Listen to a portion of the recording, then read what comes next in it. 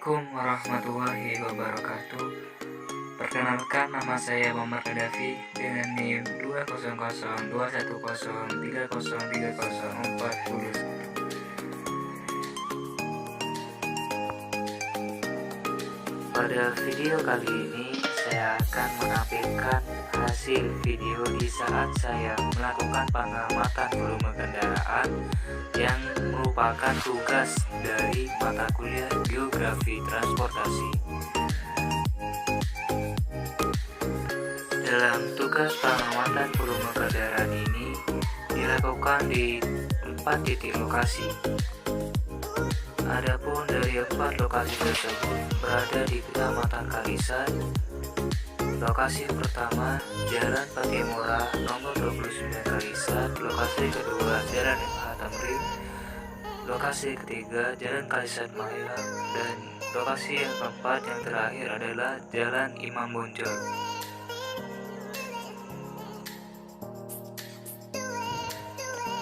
Pengertian transportasi. Sejak dahulu, transportasi telah digunakan dalam kehidupan masyarakat. Hanya saja alat angkutnya tidak sama seperti yang ada saat ini. Sebelum tahun 1900, alat angkutan yang telah digunakan berupa hemat dan rendah. Pengangkutan hanyalah barang-barang dalam jumlah yang kecil saat waktu tempuh yang lama sekali. Antara tahun 1800 sampai 1860, transportasi telah mulai berkembang dengan dimanfaatkannya sumber tenaga mekanis seperti kapal uap dan kereta api. Penggunaan transportasi ini banyak digunakan dalam dunia perdagangan. Hingga pada tahun 1860 sampai tahun 1920 telah ditemukan banyak kendaraan bermotor dan pesawat terbang. Pada masa ini, angkutan kereta api dan peran jalan raya memegang peran penting dalam pengangkutan. Hingga tahun 1920 tiba, transportasi mencapai pada puncaknya dengan sistem transportasi multimodal. Pada abad ke-21 ini, pertumbuhan transportasi berkembang pesat sejalan dengan kemajuan teknologi yang mutakhir. Selanjutnya, transportasi memiliki fungsi dan manfaat. Transportasi memiliki berbagai fungsi, baik dari segi ekonomis maupun non-ekonomis. Di bidang ekonomis, transportasi mencapai tujuan ekonomi suatu bangsa yang diantaranya meningkatkan pendapatan nasional serta mendistribusi rata antar penduduk. Bidang usaha dan daerah. 2. Meningkatkan jenis dan jumlah barang jadi dan jasa yang dapat dihasilkan oleh industri dan pemerintah. Yang ketiga, mengembangkan industri nasional yang dapat menghasilkan devisa pasaran dalam negeri. Keempat, menciptakan dan memelihara tingkatan kesempatan kerja bagi masyarakat. Selain itu, adapun fungsi ekonomisnya yaitu 1. Sarana mempertinggi integritas bangsa. Kedua, transportasi menciptakan dan meningkatkan standar kehidupan masyarakat secara menyeluruh. Dan yang ketiga, mempertinggi ketahanan nasional bangsa Indonesia dan menciptakan pembangunan nasional. Selanjutnya adalah jenis-jenis transportasi. Adapun jenis-jenis transportasi terkategorikan menjadi 3 jenis, yakni 1. Transportasi darat, 2. Transportasi udara, dan 3. Transportasi air. Pada transportasi darat dicirikan berupa lalu lintas dan angkutan jalan yang merupakan satu kesatuan sistem yang terdiri atas lalu lintas, angkutan jalan, jaringan lalu lintas, dan angkutan jalan, kemudian prasarana lalu lintas dan angkutan jalan, kendaraan, pengemudi, pengguna jalan, serta pengelolaannya.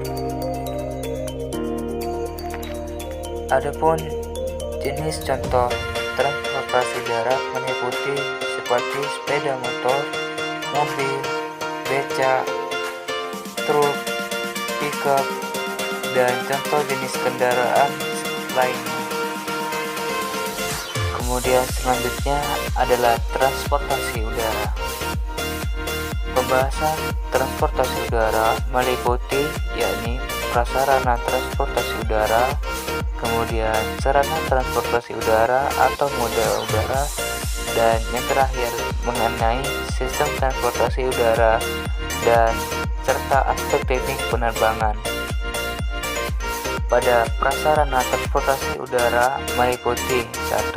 Bandar udara, 2. Jalur udara. Selanjutnya adalah pembahasan mengenai transportasi air. Transportasi air hanya cukup berfokus pada prasarana transportasi air yang meliputi pelabuhan, fasilitas pelabuhan, yang ketiga dermaga, yang keempat galangan kapal. Baiklah, itu tadi mengenai penjelasan transportasi secara singkat. Selanjutnya adalah memasuki pembahasan hasil tugas pengamatan volume kendaraan geografi transportasi.